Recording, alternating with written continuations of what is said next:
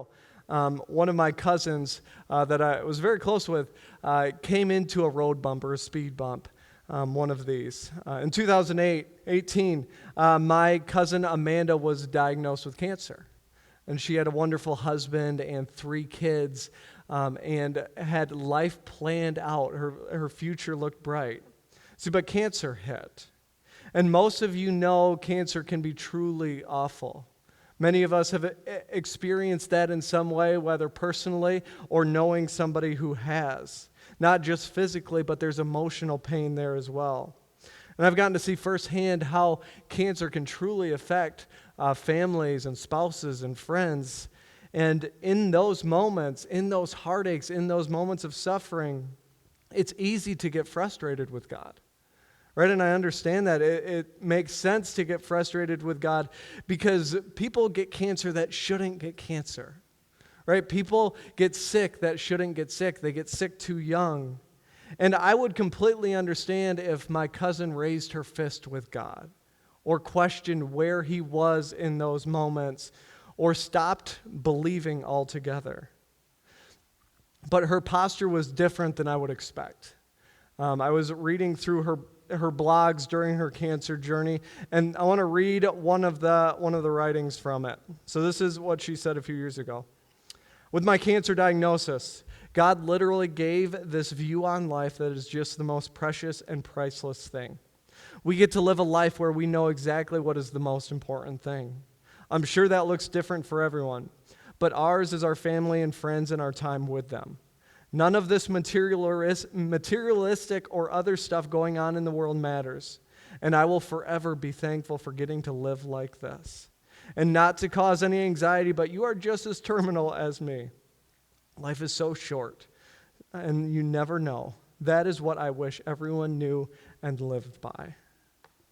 And reading that, I ask, man, how could she live like that? And how do we live in moments where there's sufferings, where there's tribulations that we don't know where to turn to, when life is harder than it's supposed to be? How do we get through those things? And I hope today, by the end of this, after looking through Paul's life a little bit, we have a glimpse at how our posture could be. Like I said, today we are going to be wrapping up in 2 Corinthians. And I've just loved walking through this series as we've looked at Paul's writings to the early church, the church of Corinth, and realizing that even though this book was written nearly 2,000 years ago, even though our day-to-day may look different than the church back then, how much it actually relates to our world today. It's crazy to think that even then they had people talking bad about each other like we do now, and they had worldly sorrow and godly sorrow like we're dealing with now. So I think it can truly speak to us again today. And Paul wraps up this book like he has in a lot of the chapters so far, justifying who he is a bit.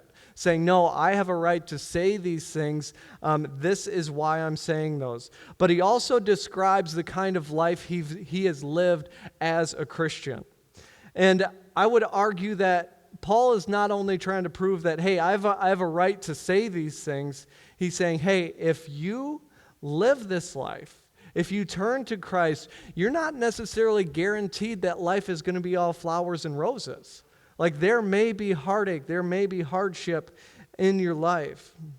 And before we jump into the passage today, I want to rewind a little bit into Paul's life, more so than we have before. We're going to look at a section in Acts, and even further back than that, a section in Matthew, because I think it truly paints a bit more of a picture about the Paul that we have today. So we're going to first jump into Acts 9, because what's interesting is when we hear Paul's words and the way he speaks to churches, and we know, even though we're just in 2 Corinthians, we know that he's planted a lot of churches and he's writing letters. I sometimes assume that, he was one of the disciples of Jesus, right? He lived with Jesus. He watched Jesus, so of course he could speak these things. He actually didn't know Jesus as a disciple. He for a long time was actually trying to stop anyone who was following Jesus. So I want to read some things that get us to that point, because Paul was not always Paul. He was first Saul. Okay, so Saul, not Paul. So hang with me in language there, but if I say Saul and Paul, it's the same guy. Saul was before he became a Christian, and Paul was what he became after. Okay, so if you've got time this week, look at Acts 9, because I'm going to brush over this story really quickly, but it's a fascinating story. Because in Saul 9, we read that Saul was a Jew, not a Christian. Okay, so that meant as a Jew, like the Jews of today, believe in the Old Testament. So they know a lot of the Old Testament very well, but they don't believe that Jesus is the Son of God. So they don't believe the New Testament part. So Saul, who would then become Paul, only believed in the Old Testament scriptures. So when he heard about Jesus, his argument was he didn't think he was the Son of God. Okay, so he's trying to stop everyone who is saying he's the Son of God because he doesn't believe Jesus is actually the Messiah. Saul probably thought he was a good prophet of some sort, but not the chosen one of God. Okay, so knowing that, it says in Acts 9, meanwhile, Saul was still breathing out murderous threats against the Lord's disciples. So what we know about Saul is at this time, in the early church, he was actually searching out these early Christians called the Way. It was the group of these people, and he was throwing them in jail. He was persecuting them. Some he was even killing. We think he was probably a part of the first martyr of Stephen back in the New Testament. It even says at one point he went to the high priest and asked for letters to the synagogues in Damascus so that if he found any who belonged to the Way, so this early church, whether men or women, he may take them as prisoners to Jerusalem. So what we find here is Paul is actively trying to stop the early Christians from spreading this good news about Jesus. So he gets these letters from the synagogue, and he's on the way to Damascus to find all of these people, to persecute them, potentially to kill more of them. And on the way, Jesus stops him. And Jesus appears to him on the road. He's got men behind him, and the men can only hear a commotion that's happening in front. And Saul, who would later become Paul, would be blinded by Jesus, by seeing Jesus. And it's in this moment that Jesus speaks to him. And Saul knows that this Jesus that he's been trying to stop all along is actually the true Son of God. So at this point in Saul's life, he's blinded, and he goes into the next town where somebody gives him his sight back and explains more about this Jesus. And from that moment on, we see now Paul running into the world trying to spread the good news about the gospel. Okay, so we've got really two very different characters. We see Saul in the first part of his life doing anything he can to stop the Way, the early church. And now we're reading about this Paul who is doing everything in his power to pursue Jesus and forward the gospel. So with that understanding, like with that mindset of, now that we know that Paul was not a disciple, that he wasn't necessarily walking around with Jesus in ministry, why did Paul have such an attitude of doing anything he could to pursue the gospel, to spread the good news about Jesus? And I'd argue he learned the words of Jesus. And I'd argue that he took on the commission that Jesus gave to his own disciples. That says this in Matthew 16, verse 24. Then Jesus told the disciples, "If anyone would come after me," so follow Jesus, "let him deny himself and take up his cross and follow me. For whoever would save his life will lose it, but whoever loses his life for my sake will find it. For what will it profit a man if he gains the whole world and forfeits his soul?" And if we look at the life of Paul and his history and understanding where he's come from and now what he's doing and his words to the church, it makes so much sense that Paul is pursuing this with everything he has. Okay, so with that said, let's finally jump to 2 Corinthians. We're going to be wrapping this up with 2 Corinthians 11 and 12 primarily today as we wrap this up. So we're going to be jumping into verse 21b. So there's a second part that we're going to be starting in at verse 21, chapter 11. It says this: "Whatever anyone else dares to boast about, I am speaking as a fool, I also dare to boast about. Are they Hebrews? So am I. Are they Israelites? So am I. Are they Abraham's descendants? So am I. Are they servants of Christ?" Right? This is a point where he's justifying, saying, hey, I have a right to say these things. I am one of you. Are they servants of Christ? I am out of my mind to talk like this. I am more.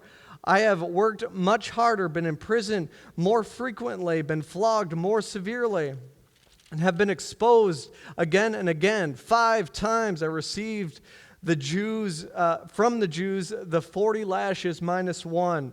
Which, okay, note this. This is pretty interesting here. The 40 lashes minus 1. In the Old Testament, in the book of Deuteronomy, we're actually told, I believe it's the priest who told people, you cannot flog people more than 40 times. That is that's like the max punishment you can give. So that was one of the laws back then. You can only flog somebody 40 times. So often in that day and age, they would only flog people 39 times just in case they miscounted as they were doing it, because they didn't want to disobey the law of the Old Testament yet. Okay, so get that. So 39, he's been flogged 5 times, 39 times. 3 times I was beaten with rods. Once I was pelted with stones. 3 times I was shipwrecked. I spent a night and a day in the open sea. I've been constantly on the move. I've been in danger from rivers, in danger from bandits, in danger from my fellow Jews, in danger from Gentiles, in danger in the city, in danger in the country, in danger at sea, and in danger from false believers. I've labored and toiled and have gone without sleep. I've known hunger and I've known thirst and have often gone without food. I have been cold and naked. You see, I would argue that Paul is saying all of these things not to brag about himself, not to boast about, hey, I am a way better Christian than all of you. See all of the things I have done.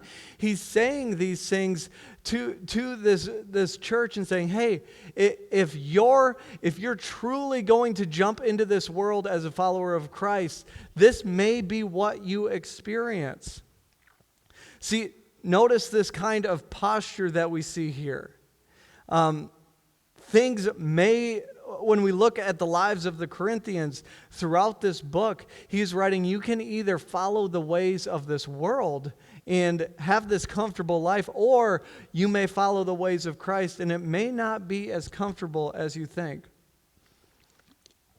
It continues, verse 28. Besides everything else, I face the daily pressures of my concern for all the churches. Who is weak, and I do not feel weak? Who is led into sin, and I do not inwardly burn? If I must boast, I will boast of the things that show my weakness. The God, the Father of the Lord Jesus, who is to be praised forever, knows that I am not lying. And then chapter 12, jumping down to verse 5 here. I will boast about myself, except about my weakness. Even if I should choose to boast, I would not be a fool, because I would be speaking the truth. But I refrain, so no one will think more of me than is warranted by what I do or say, or because of these surpassingly great revelations. See, again, it is important I want to reiterate the importance of this, that Paul is not bragging or boasting in this, and I think he tries to make that very clear. He's trying to show the church of Corinth that being a servant of Christ, what that actually means. He's trying to point, instead of gaining glory for himself, that, hey, in these tribulations, he's pointing to Jesus. And he's pointing to God and saying, I do these for this person that is on the throne.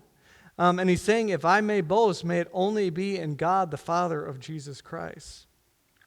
But we all know our human nature. Many of us want to still boast in some way or brag in some way. So Paul ends with this in verse 7, end of verse 7.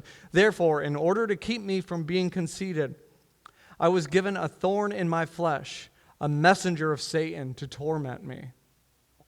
3 times I pleaded with the Lord to take it away from me, but he said to me, my grace is sufficient for you, for my power is made perfect in weakness.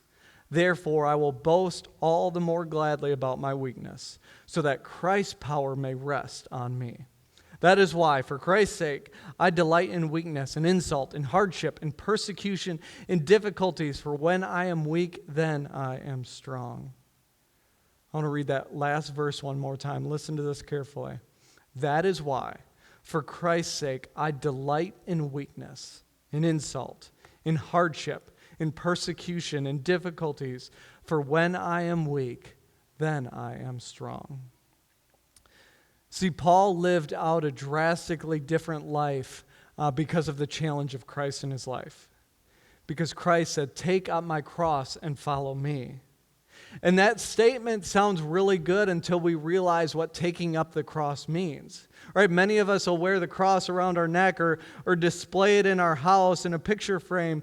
But when we look at Jesus' words of "take up your cross and follow me," and we think about what that truly means and the hardship of taking up a cross and the work that takes and the heartache that is, all of a sudden it doesn't become so nice. See, what question, and I'd argue that, like I said in the beginning, much of our life, we want to seek as comfortable of a life as possible. Right? Our decisions are based on how do we get a more comfortable life. When we're faced with a new job and we have a few options, stemming from the root of it is how to get more comfortable, right? We want maybe a cushier job. We want maybe more benefits or more time off so that we can vacation more, or we have more money to vacation, or we have more money to buy fun toys to live more comfortable lives. We ask, how much are we going to make? And what's our motive behind that? Right? Is it so that we can be better disciples of God or better disciples of Jesus? Or is it so we can pursue the wonderful things of this world that we think and get a more comfortable life? See, what about retirement? Many of us strive for 40 plus years to save enough so that we can be comfortable in retirement. See, much of our decisions are based around this idea of, is this going to make me comfortable or not? See, when we talk about the goals and the things we're striving for, doesn't that create such a difference between what Paul is speaking to this church and what the world is trying to paint for us in a picture? See, if I think about Paul and the decisions that he had in his life, if he was thinking about comfort when he was planting churches, would he have gone? See, if he was thinking about comfort when he was speaking to people and he was being threatened, would he continue speaking? See, if he was thinking about being comfortable when he was being threatened to be flogged and persecuted, would he continue spreading the good news about the gospel? See, when we think about this world and the world Paul was speaking to back in that day, even though we may have some extreme comforts that day and age didn't have, like heated seats in the winter, are lovely, right? Like a steering wheel that's cooled on your hands in a hot summer day, right? We've got some of these extreme comforts that they don't have, but our world and our culture are very similar to the world in the church of Corinth. See, the culture back in that day would oppose the gospel, I'd argue, just as much as it does today. See, Paul explains to this early church that life may be full of heartache. If we follow Jesus, if we become a true disciple of Jesus and live our life based on what Jesus wants for us, there may be heartache and there may be hardships and there may be moments in tribulations. But will we turn to Jesus in those moments? Or will we look around us and see comfortable things that could easily take the place of the hardships we're facing in our lives? Will we ask, how can God use me in this hard moment? How can God use me in this tribulation or in this moment of suffering? Or will we ask, God, why are you doing this to me? And maybe turn from God altogether. For my cousin Amanda, her story did not end like she wanted it to. She was not healed on this earth like many of us prayed for. She didn't get to see her kids graduate or watch them get married someday. But my cousin Amanda's posture was different. Because even until the end, she was looking to God to see what he was doing. And one of my favorite memories of sitting with my family, at the end of her life and after she had passed, she had told my aunt that she was preparing a Bible for her oldest daughter.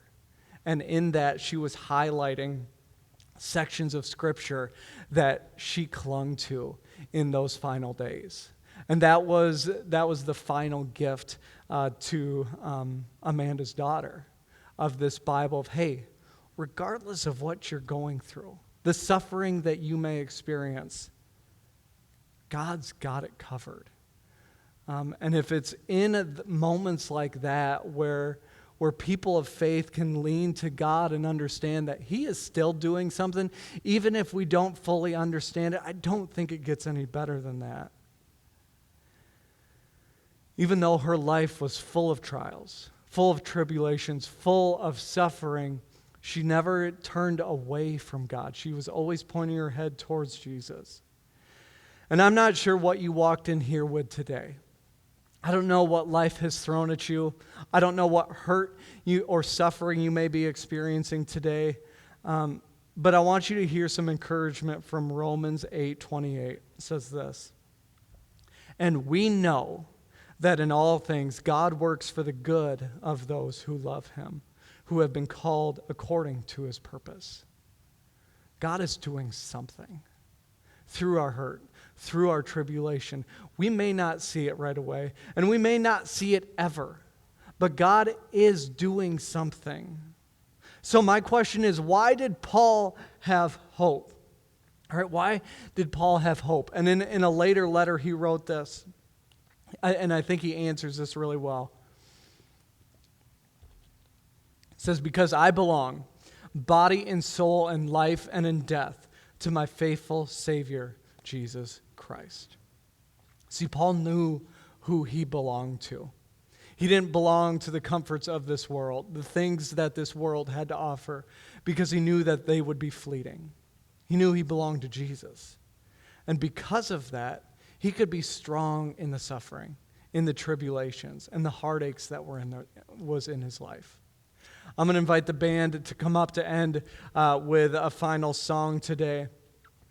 And I want you to really listen to these words because I think they have a lot of power that I just love how it's worded, because our world has told us to live our own truth and to find our own comfort and do what makes us feel good. But there's true freedom and true tribulation or true liberation that is only found in Jesus Christ. We have an option. Will we pursue the things of this world, or will we pursue what Jesus Christ has to offer for us? Would you stand and let's respond in worship?